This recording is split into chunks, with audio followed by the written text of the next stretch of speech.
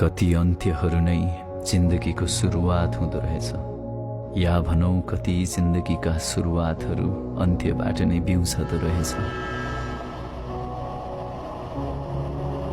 सकियो भनेर रोकिएका कथाहरू फेरि कुनै दिन लेखिन खोज्दा रहेछन्।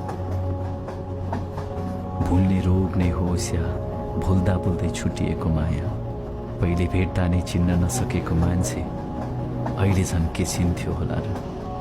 तर माया साँचो नै हो भने नरोपिएको माया पनि फल्छ होला कि।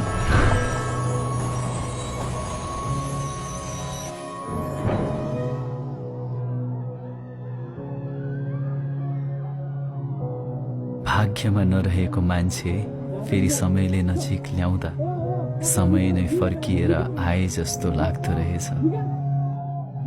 सायद केही मान्छे भाग्यमा लेखिएका हुँदैनन्, तर समयले बेला बेला फेरि भेटाइदिँदो रहेछ। सँगै हुनको लागि भने होइन, हामी भित्र अझै कति